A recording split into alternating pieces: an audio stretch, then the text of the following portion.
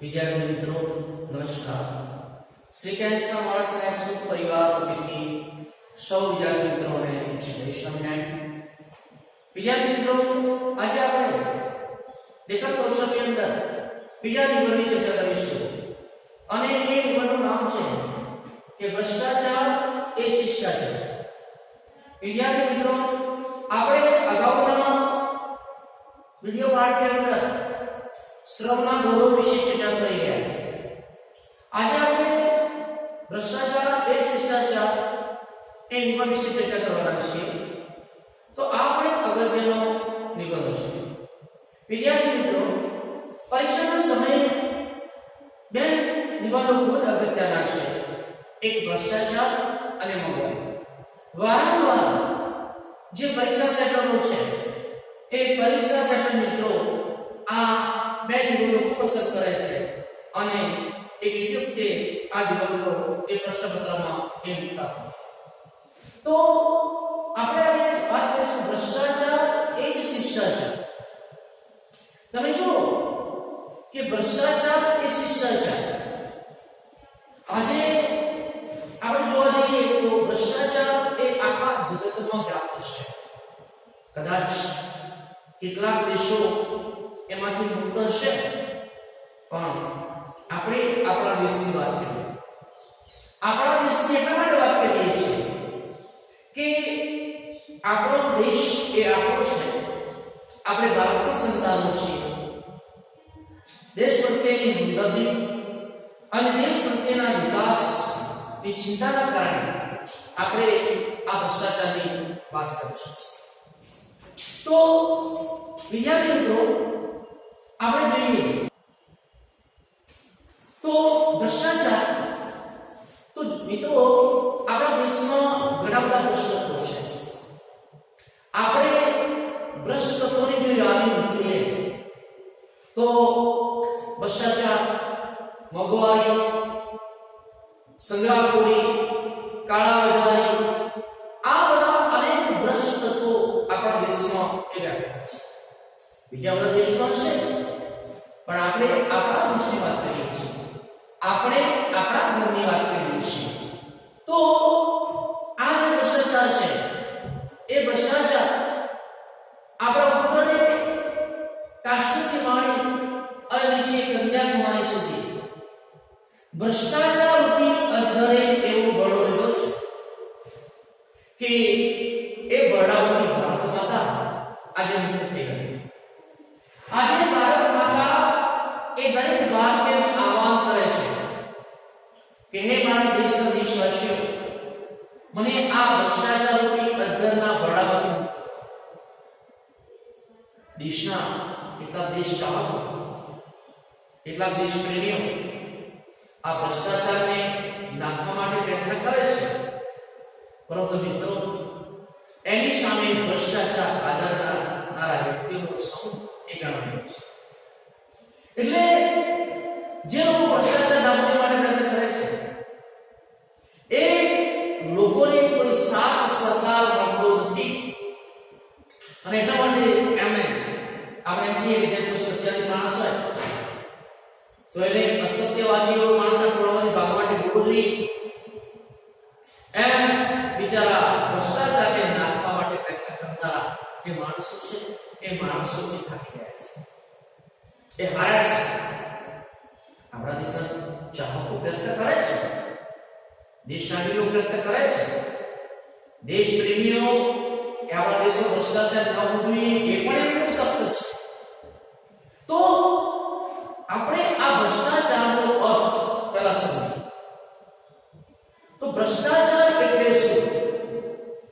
કે વ્યવહારિક દ્રષ્ટિએ અરસ વ્યક્તિ જે ભ્રષ્ટ આચરણ કરે છે એને ભ્રષ્ટાચાર કહેવાય છે। વ્યક્તિએ અરસ વ્યવહારની અંદર સારું આચરણ કરવું જોઈએ, પણ આપણે જોઈએ કે આપણા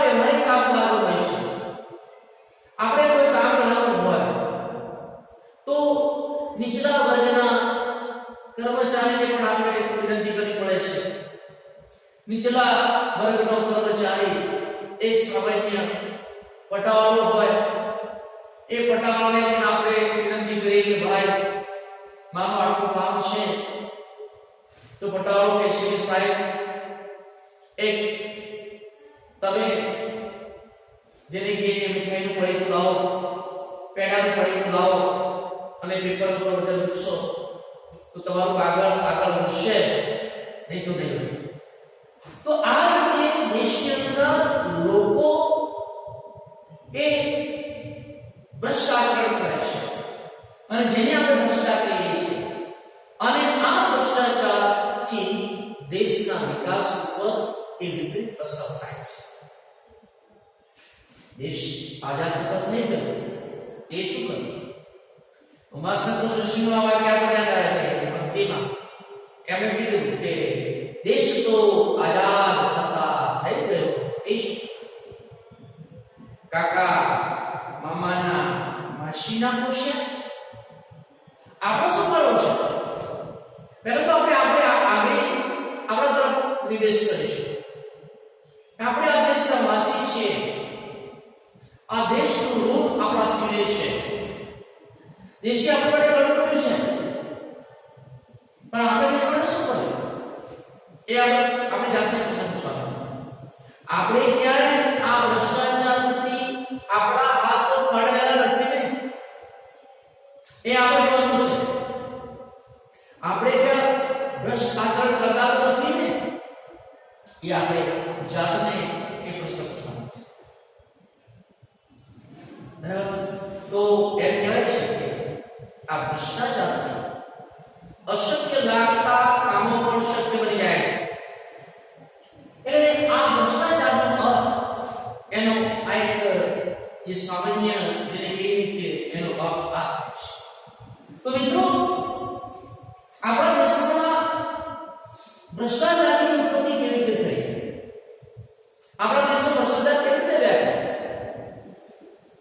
ગાંધીજીનું સપનું હતું કે મારા દેશના નાગરિકને સરળતાથી રોજી રોટી અને રહેઠાણ. દેશ આઝાદ થયા પછી મારા દેશમાં ભ્રષ્ટાચાર નહીં હોય, મારા દેશના લોકો એક ગુલામીથી મુક્ત થઈ અને સારી રીતે એ જિંદગી વિતાવશે એવું ગાંધીજી સપનું.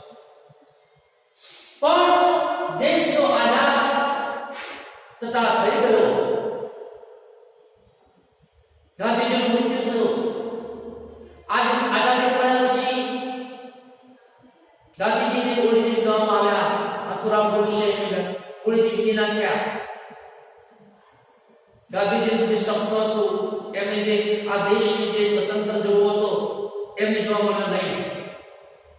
પણ ગાંધીજીના મૃત્યુ પછી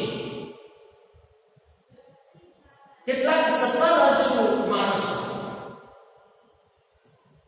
પોતાના દેશ ઉપર, દેશના વિકાસની વાત ઉપર પોતાનો દેશનો વિકાસ થાય,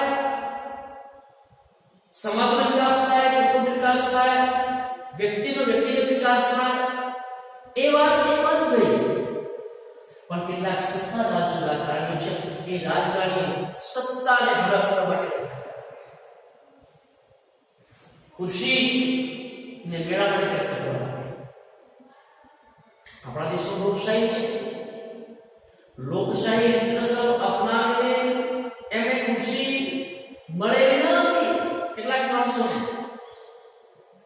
એટલે કેટલાક માણસો શું કહ્યું કે દેશમાં, સમાજમાં એમણે ભ્રષ્ટ આચરણની શરૂઆત કરી. સત્તા મેળવવા માટે પોતાની મતપેટી એ મતોથી ઉભરાઈ જાય એ માટે મેં કેટલાક પ્રયત્નો કર્યા. ભારત દેશના લોકોને તમે જુઓ તો એમને ખરીદી લીધા. કેટલાક વર્ષ માણસો એ ખરીદાઈ ગયા. પવિત્ર મત એ વેચાઈ ગયો. જે એક મતની કિંમત જેને કહીએ કે આપણા દેશ માટે એની કોઈ કિંમત ન થઈ શકે એવા મતને લોકો પૈસાથી ખરીદવા લાગ્યા. અને પછી જે ચૂંટણીઓ આવે એમાં ચૂંટણીની અંદર તમે જુઓ કે મતપેટી ઉભરાવા લાગી અને જે વ્યક્તિ સત્તા લાલચો હતા એ લોકો સત્તા પર બેસી ગયા. સત્તા પર બેઠા પછી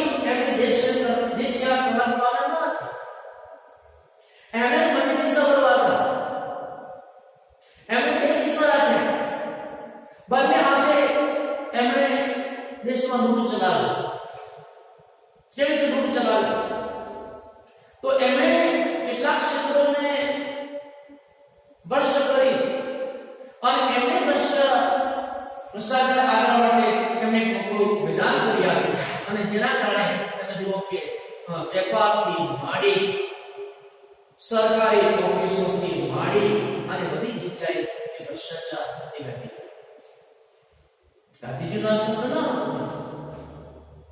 ગાંધીજીનું તેમ નિવેદન હતું. દેશની આઝાદી કેવી મળી હતી મિત્રો? દેશની આઝાદી માટે તો દેશના સપૂતોએ લોહી વહેવાયું છે. દેશના સપૂતોએ એ બલિદાનો આપ્યા છે. એની કિંમત લોકો ભૂલી ગયા અને સત્તા રાજકારણીઓએ આ બધા ક્ષેત્રોને દોર આપી દીધો કે આ નિષ્ઠા, વફાદારી, નૈતિકતા, સિદ્ધાંત જેવી એ વાતો ન રહે. ગાંધીજીએ કીધું હતું કે જે રાજકારણની અંદર નૈતિકતા ના હોય એ રાજકારણ નથી, પણ લોકોએ આ નૈતિકતાને એ માળ્યો અને લોકોએ નૈતિકતાને માળ્યા પર મૂકી દીધી. કેટલાક અધિકારીઓ તમે જુઓ કે આ ભ્રષ્ટાચાર આદરી અને પોતાનું જીવન ધોરણ એ ઊંચું બનાવવાનો પ્રયત્ન કરવા લાગ્યા. એમણે દેશ તરફ દ્રષ્ટિ ના કરી કે મારા દેશના વિકાસનું શું થશે. હું ભ્રષ્ટાચાર કરું છું તો મારા દેશની પરિસ્થિતિ એક દેશ કેવી થશે એવો કોઈ પણ વ્યક્તિ એ વિચાર ન કર્યો. અને હું માનું છું કે મોટા અધિકારીઓથી માંડી અને નાના વર્ગના જે લોકો છે પટાવાળા એ તેથી માંડી એ લોકો પણ આ ભ્રષ્ટાચારના હાથથી એમના હાથ પહેરવા. દેશનો બધા નાગરિકો નથી મિત્રો. આજે દેશના કેટલાક ચાહકો પણ છે. આજે દેશના કેટલાક ચાહકો છે, દેશને વફાદાર પણ છે અને એવા નાગરિકો ક્યારે પોતાના જીવનની અંદર એ ભ્રષ્ટાચારથી હાથ એમને કાઢવા દીધા નથી અને એ આપણું સદનસીબ છે કે જેના કારણે 5% માણસોના કારણે આપણા દેશ પર શાસન થઈ ચાલી રહ્યું છે. તો ભ્રષ્ટાચારની ઉત્પત્તિ કેવી રીતે થઈ? તો મિત્રો એ ભ્રષ્ટાચારની ઉત્પત્તિ આ રીતે. દરેક વ્યક્તિ આડા કામ કરવા લાગ્યા.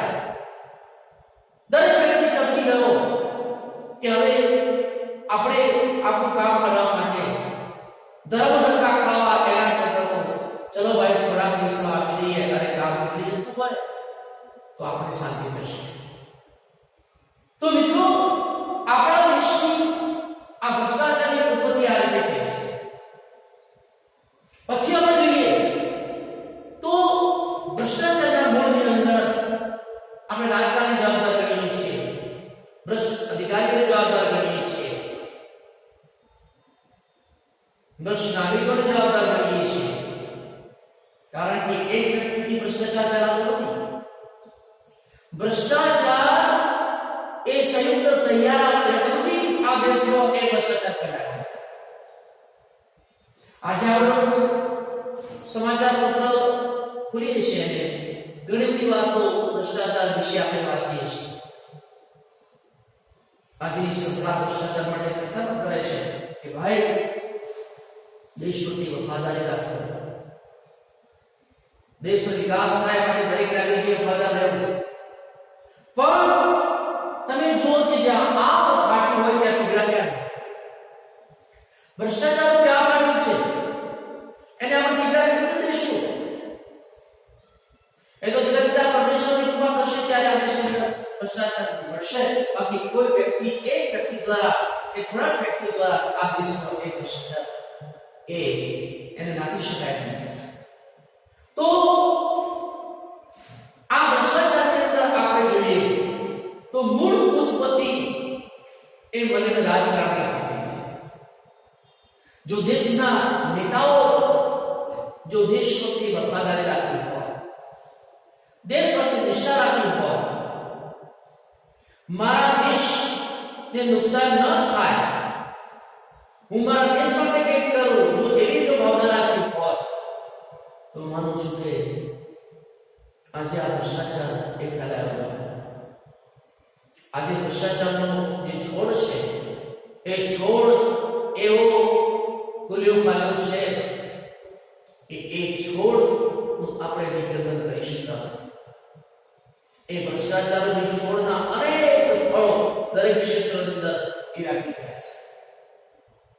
દરેક ક્ષેત્રની અંદર વ્યાપી ગયા છે. આજે આપણા દેશનો કોઈ વિકટ પ્રશ્ન હોય તો આ પ્રશ્ન છે.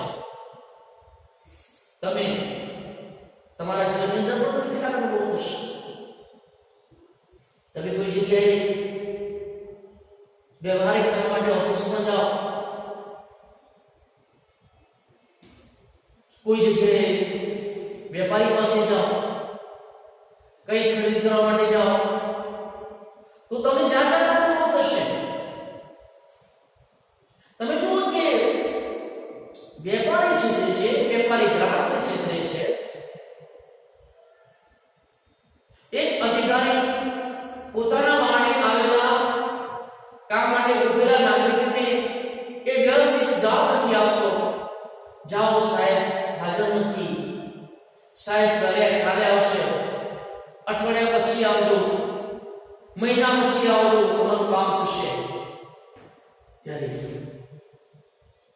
કામ હાથમાં લઈને આવનાર વ્યક્તિ એ હતાશ થાય છે કે મારું કામ ક્યારે થશે.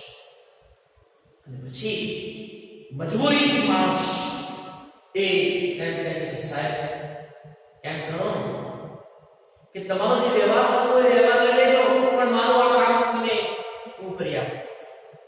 મિત્રો, આપણે કેવી આદર્શા છે. આપણે એમ કહીએ છીએ કે ભાઈ આપણા દેશની અંદર શાસન સારું ચાલે છે. હા, ચાલે છે, લોકશાહી દેશ છે. આપણા દેશ પ્રત્યે આપણને પ્રેમ છે. આપણો દેશ એ મહાન દેશ છે, આપણી સંસ્કૃતિ મહાન છે. પણ આપણી સંસ્કૃતિ અને આપણા ધર્મને એક બાજુ મૂકી અને આજે લોકો આ દેશને લૂંટી રહ્યા છે. જેમ કોઈ બધું પડ્યું હોય પશુનું અને કાગડા જેમ એના પર બેસે અને મોસલા લોચા ખાય છે, એમ કેટલાય વ્યક્તિઓ એવા છે આપણા દેશની અંદર. અમુક માણસોની વાત કરો તો એ હાડ પંજરને એના માંસને એ લોકો માંસ કાઢવાનો પ્રયત્ન કરી રહ્યા છે. આ દેશની આ અસર છે. તો મિત્રો, અહીંયા ભ્રષ્ટાચારની અંદર મલિન રાજકારણ જવાબદાર છે. એની સાથે આપણે જોઈએ કે આપણા દેશના અધિકારીઓ જવાબદાર છે, આપણા દેશના વહીવટકર્તાઓ પણ જવાબદાર છે, આપણા દેશના નાગરિકો પણ જવાબદાર છે. કેટલાક લોકો આ ભ્રષ્ટાચારની વૃક્ષોનું પોષણ કરે છે. હા, માનીએ છીએ કે કેટલાક દેશ સેવકો, કેટલાક રાજનેતાઓ આજે ભ્રષ્ટાચારને નાખવાનો પ્રયત્ન કરી રહ્યા છે અને 17 કલાક સુધી એ લોકો મહેનત કરે છે. તો આપણને ગર્વ છે કે આવા દેશ નેતાઓ આપણને ખૂબ ઘણા સમય છે. આપણે જાણીએ છીએ એવા દેશ નેતાઓના જીવન વિશે. પણ જેમ એક આપણું ઘર હોય અને એક ઘરના 5 સભ્યો હોય, તો 5 સભ્યોને આપણે સાચવી શકતા નથી. તો આવડો મોટો દેશ છે, એ આવડા મોટા દેશની અંદર આટલી આમ જનતા નિવાસ કરે અને આપણે એમને કહીએ હવે તમે ખૂબ થઈ ગયું, આ ભ્રષ્ટાચારને ના છોડને હવે એને આપણે કાપો. તો અહીંયા તમે જુઓ કે સહિયારા પ્રયત્નથી આ વાત શક્ય બનશે, બાકી એક વ્યક્તિથી આ વાત શક્ય નથી. તો અહીંયા મલિન રાજકારણ પણ જવાબદાર છે ભ્રષ્ટાચારમાં. પછી આપણે જોઈએ કે દેશના નાગરિકોની જાગૃતતા એ ખૂબ જરૂરી છે. આપણે એવી અપેક્ષા રાખીએ છીએ કે દેશ આપણા માટે કંઈક કરે, પણ આપણે દેશ માટે કંઈક કરવા માટે તૈયાર નથી. આપણે શું કરવું? મારા દેશનો વિકાસ થાય, આપણે પોતાની ફરજ કરી છે. દરેક વ્યક્તિ દરેક નાગરિક એ પોતે આ દેશ પ્રત્યેની જો ફરજની સમજશે તો માનું છું કે આ દેશ પ્રત્યે ભ્રષ્ટાચાર છે કે ભ્રષ્ટાચાર એ ચોક્કસ એનો આપણે વિરોધ કરી શકીશું. પણ વ્યક્તિને જ્યારે રોટલો મળી જાય, સારી નોકરી મળી જાય, પછી વ્યક્તિ એ પૈસાના મદમાં એવો આગ્રહ થઈ જાય છે કે નથી દેખાતી એને માનવતા, નથી દેખાતો ધર્મ, નથી દેખાતી દેશ પ્રત્યેની નિષ્ઠા, નથી દેખાતી દેશ પ્રત્યેની વફાદારી, અને પછી આગ્રહ બની અને એ પોતે પોતાની ભ્રષ્ટાચારની તલવાર એ વિજાજ કરે છે અને તલવાર વિજેને જેટલા લોકોને ઘાત થઈ શકે એટલા માણસોને એ પોતાના તલવારથી એ ઉભાવી અને ઘા કરે છે અને લોકો આજે એ રીતે કરે છે. તો અહીંયા આપણે કહીએ છીએ કે ભાઈ એને ભગવાન વિશે ખરાબ કર્મ કરનાર તો આમ થજો તેમ થજો એમ કહીએ છીએ. પણ એક ગુજરાતીમાં કહીએ છીએ કે ભાઈ મોર મારનારનું ન ખુદ જાય પણ પહેલા મોરનું ન ખુદ જાય એમ છે. મોર મારનારનું ન ખુદ જાય પણ મોરનું પહેલા ન ખુદ જાય શું? એટલે એવી સ્થિતિ આપણી છે. તો આપણે પહેલા એક દેશના નાગરિક તરીકે આપણે દેશ પ્રત્યે જે વફાદારી છે, જે દેશે આપણને આપણા માટે કંઈક કર્યું છે, જે દેશને ઘણા સંઘર્ષો પછી આઝાદી મળી છે, જે દેશ એ દેશ માટે નાગરિકના વિકાસ માટે પ્રયત્ન કરી રહી છે,